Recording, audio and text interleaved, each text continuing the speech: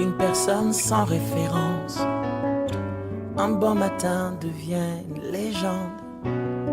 Namesana langate koyebanae.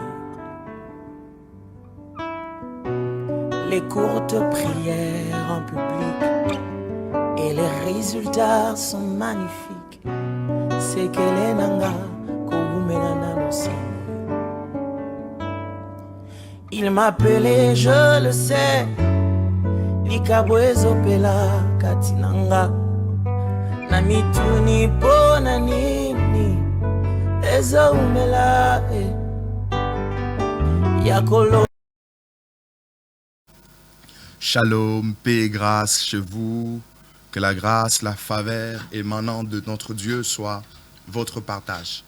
Nous sommes encore dans la joie de vous retrouver en ces moments pour notre tranche de temps d'édification. Par la grâce de Dieu, nous sommes là et par la grâce de Dieu, nous allons continuer à nous édifier mutuellement. Je profite de cette occasion pour vous demander de pouvoir vous abonner sur notre chaîne YouTube telle que vous voyez, c'est affiché la chaîne Aristoni TV. Vous pouvez vous abonner, aimer les vidéos. La grâce de Dieu sera encore de plus en plus votre partage et ne ratez aucun de nos programmes. Vous pouvez toujours consulter notre page Facebook ATK Édification. Également, vous pouvez nous trouver sur TikTok avec le compte Aristoni Katumbai ATK. Si vous allez sur Instagram, c'est aussi la même chose. Alors, nous n'allons pas nous attarder là-dessus. Nous voulons partager avec vous ces messages bibliques, ces messages autour de la Bible que nous vous avons prévus par la grâce de Dieu. Et je crois que vous en serez très bénis. Père, nous voulons encore de toi, nous voulons encore être instruits par ta parole. Merci de les faire dans le nom de Jésus. Amen. Alors, le sujet que je vous propose aujourd'hui est intitulé « L'homme, le diable et le péché ». L'homme, le diable et le péché. C'est sur ces sujets que nous allons nous entretenir pendant ces temps, pendant ces moments. Alors, commençons déjà par le concept vraiment sur lequel nous allons beaucoup nous attarder parce que vous connaissez l'homme, vous connaissez le diable. Alors, rappelons un peu la définition du péché. Lorsqu'on parle du péché, c'est l'obéissance, c'est une désobéissance à Dieu. Lorsqu'on parle du péché, c'est une désobéissance à Dieu. C'est un acte contraire à la loi de Dieu. C'est tout simplement ce qu'on appelle péché. Vous pouvez le confirmer dans les livres de 1 Jean chapitre 3 verset 4. La version biblique de Louis II dit ceci. Quiconque pêche transgresse la loi et le péché est la transgression de la loi. J'aime ce que la version Parole vivante dit, la version d'Alfred Cohen. La Bible déclare, celui qui commet le péché viole la loi de Dieu. Car le péché par définition est la violation de cette loi. Donc lorsqu'on parle du péché, on est en train de voir la violation de la loi de Dieu. C'est de ça qu'il s'agit exactement.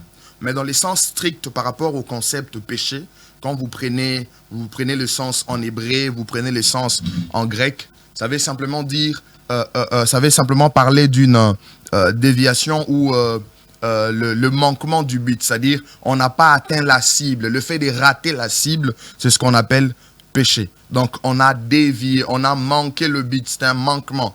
Vous voyez? C'est ce qu'on appelle le péché. C'est ce qui fait que lorsque l'homme est encore dans la nature pécheresse, en quelque sorte, il n'est pas en train de vivre la vie passionnante pour laquelle Dieu lui avait appelé. Parce que la vie passionnante pour laquelle Dieu nous a appelés devient possible une fois que nous faisons de Jésus notre Seigneur et Sauveur. C'est à partir de là que nous commençons la vie passionnante pour laquelle Dieu nous avait appelés.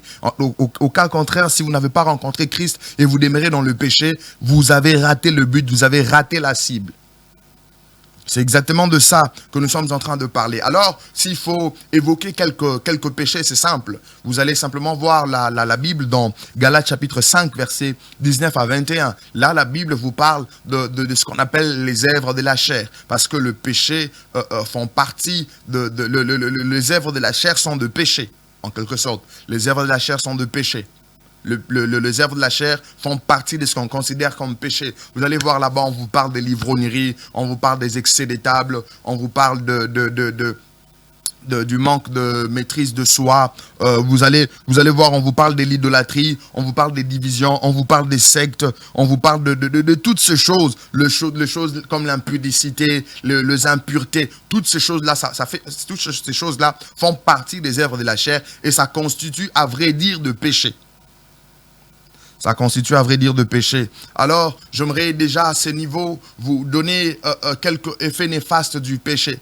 Parce que le péché a plusieurs effets néfastes dans la vie de l'homme. En quelque sorte, le péché contribue à la destruction de l'homme. Le péché ramène beaucoup de choses qui ne font pas du bien à l'homme, mais qui sont là un peu comme de choses qui sont en train de nuire, de détruire l'homme à l'intérieur, même lorsqu'il a l'impression que ce qu'il est en train de faire satisfait à sa chair, satisfait à son corps. Mais à vrai dire, il y a une destruction là-dedans.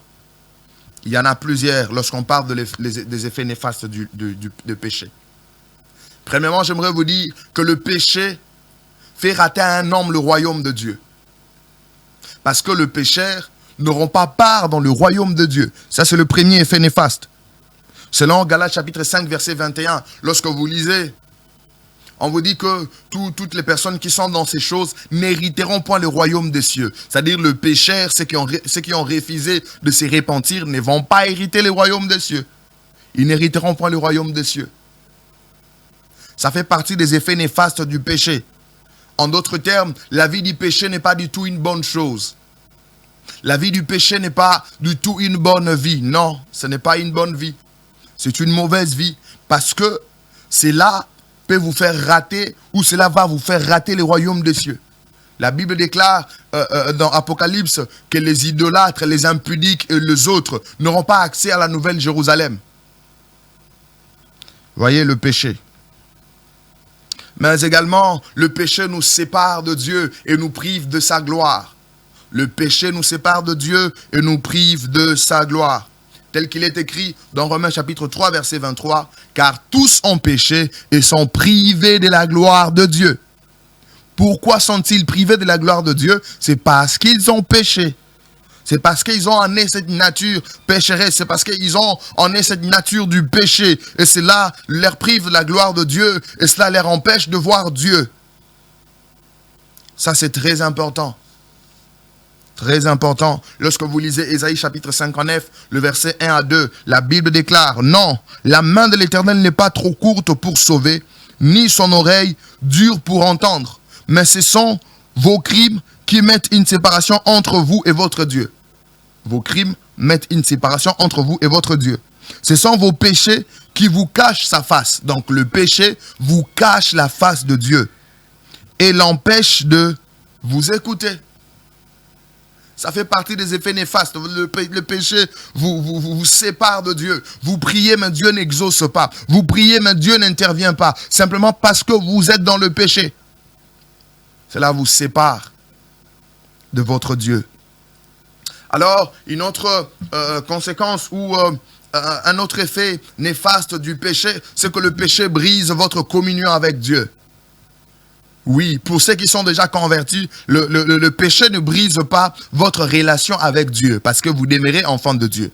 Mais le péché brise plutôt votre communion avec Dieu. Vous n'êtes plus en bon terme avec Dieu. Au lieu que vous soyez en communion, au lieu que vous soyez en harmonie, que vous soyez en bon terme, c'est le contraire qui arrive à cause du péché. Donc, vous comprenez que le péché n'est pas du tout une bonne chose. Le péché vous détruit. Le péché vous éloigne de Dieu. Alors, essayons de mettre ensemble le péché et le diable pour parler du péché, mais dans les combats spirituels, les impacts, les implications, ce qui est lié au péché, ou par rapport au combat spirituel, qu'est-ce qui arrive si nous sommes en train de pécher? Qu'est-ce que l'ennemi, le diable, fait de son côté? Parce que, souvenez-vous que dans le combat spirituel, c'est un combat de corps à corps. Nous sommes en opposition à tout moment. Nous sommes en opposition avec l'ennemi à chaque instant. Alors, il y a un lien, il y a quelque chose que l'ennemi aime bien utiliser pour chercher à nous avoir. J'aimerais vous dire déjà ceci. Le diable travaille chaque jour. Chaque jour, chaque moment pour chercher comment nous faire pécher. Le diable travaille chaque jour pour chercher comment nous faire pécher. Ce n'est pas en vain que la Bible lui appelle les tentateurs, le séducteur. Il vient nous tenter. Il vient nous proposer des choses, de manière à ce que nous acceptions ces choses. Et lorsqu'on accepte, c'est-à-dire, nous tombons dans le péché. Et une fois que nous tombons dans le péché, ça lui donne de l'occasion, ça lui donne la possibilité de nous avoir. Donc, si tu ne le sais pas, j'aimerais te le dire que c'est chaque jour que l'ennemi, le diable, travaille pour chercher à te faire pécher. C'est ça son objectif. Il vient à ce que tu tombes à tout prix dans le péché. Il vient à ce que tu tombes à tout prix dans le péché. Oui. Simplement parce que le péché donne au diable de la force sur nous. Le péché donne à l'ennemi la possibilité de nous avoir. Le péché donne la supériorité au diable. Vous savez, lorsque Dieu a créé l'homme, l'homme avait ce pouvoir. Mais l'homme a laissé le pouvoir entre les mains de l'ennemi. À partir de ce jour où il avait accepté de tomber dans la séduction du diable.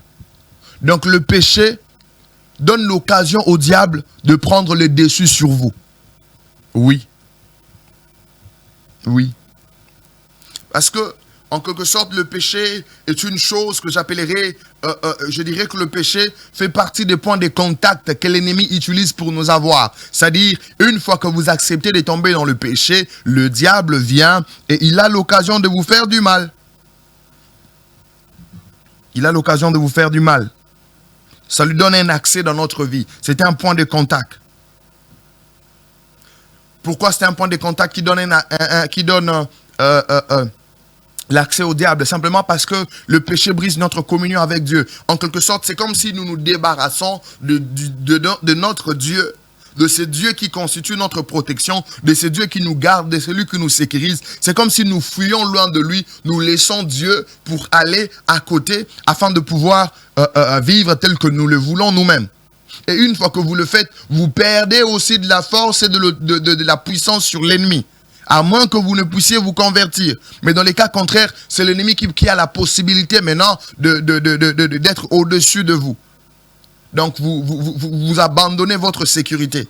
Vous abandonnez celui qui vous garde, vous abandonnez celui qui vous sécurise. Et ainsi, l'ennemi a cette possibilité de vous faire du mal. Il trouve maintenant la possibilité.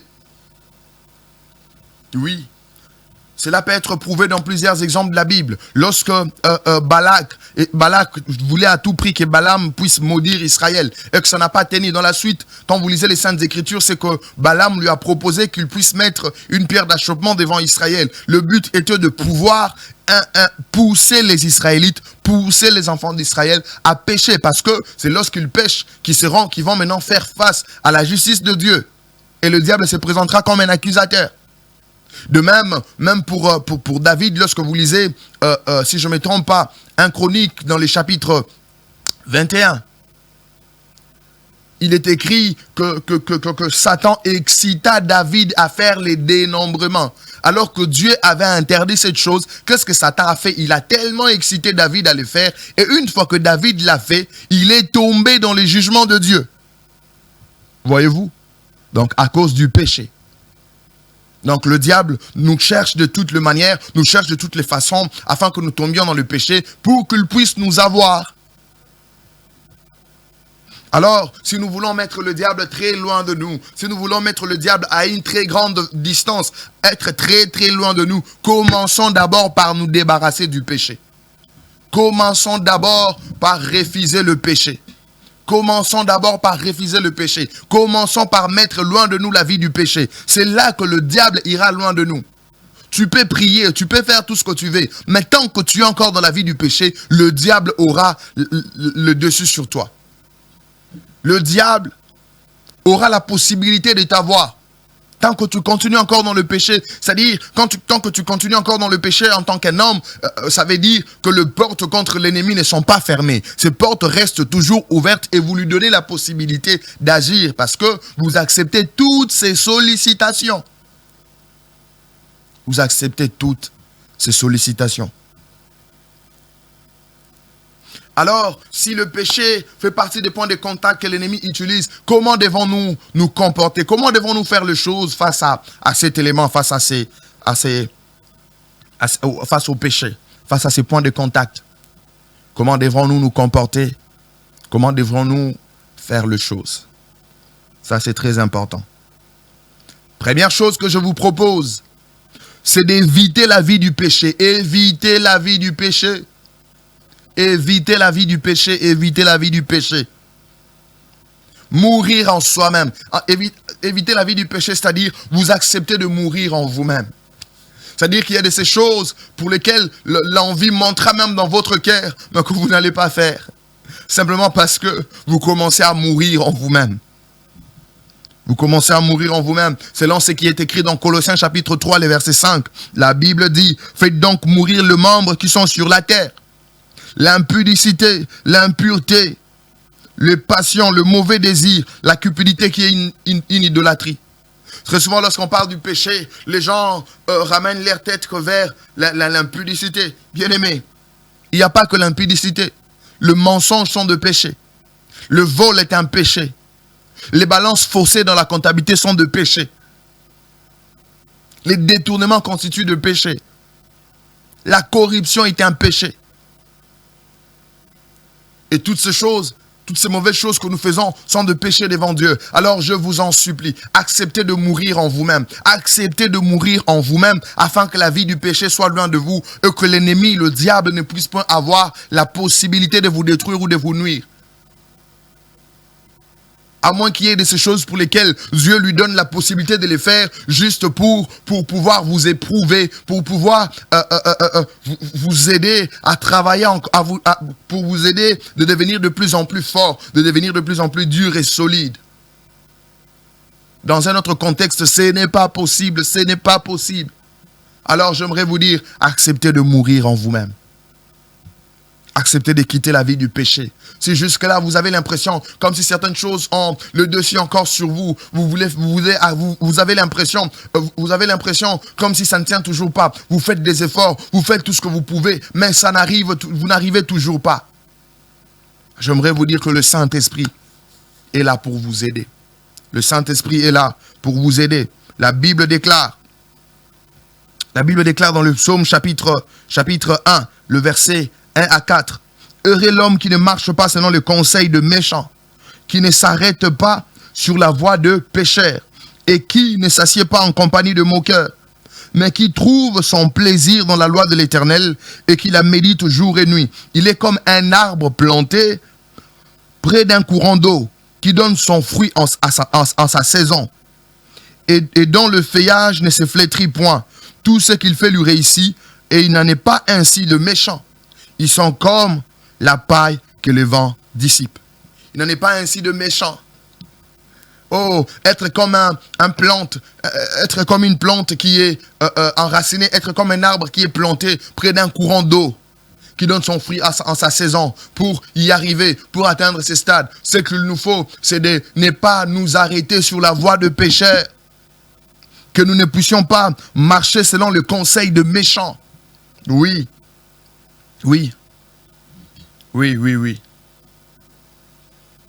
Lorsque vous évitez le péché, vous commencez aussi à faire éviter le diable votre vie.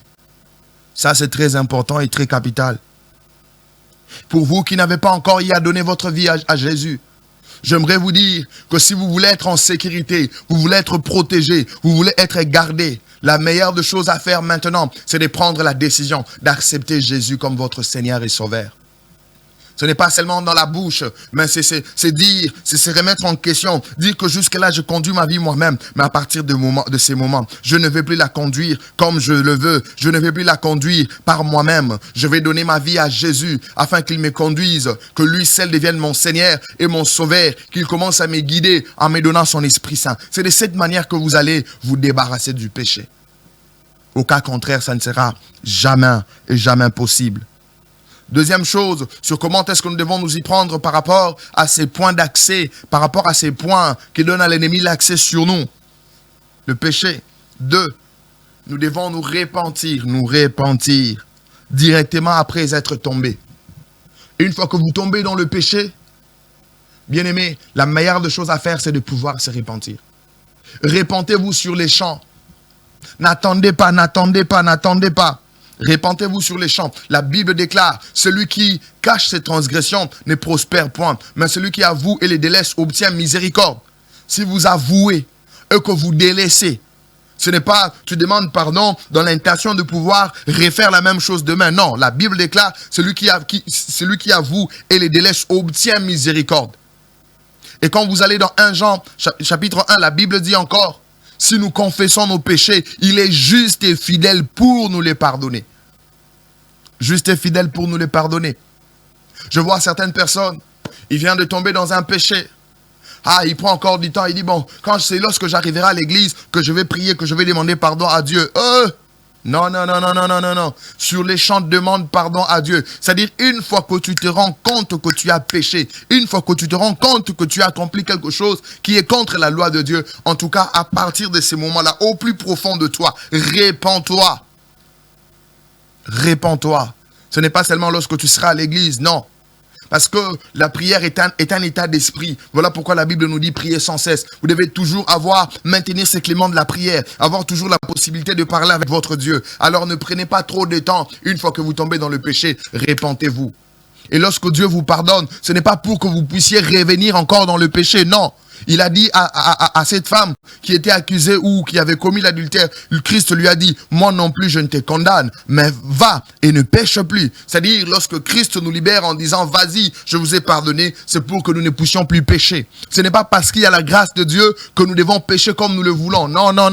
La grâce de Dieu ne doit pas nous conduire au péché. Si ça commence à nous conduire au péché, ça, ce n'est plus la grâce de Dieu. Ça devient autre chose.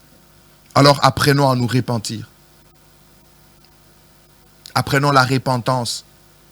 Apprends à passer par la repentance. Une fois que tu te rends compte que tu as fauché, répands-toi. La grâce et la miséricorde de Dieu sera votre partage. Vous qui nous suivez, qui voulez donner votre vie à Jésus, vous vous êtes rendu compte que jusque-là, vous n'avez jamais accepté Jésus comme votre Seigneur et Sauveur, ou vous ne lui avez jamais donné la possibilité de pouvoir conduire votre vie et de la guider. Tenez juste votre cœur, je vais prier pour vous. Seigneur Dieu Tout-Puissant, tout celui qui nous suit, peu importe le moment, et qui s'est décidé de donner sa vie en toi, je prie que là où il est, que ton esprit vienne sur lui, qu'il commence une nouvelle vie, que ce péché soit pardonné dans le nom de Jésus-Christ. Amen. Que la grâce de Dieu soit sur vous, soyez bénis, on se retrouve très prochainement.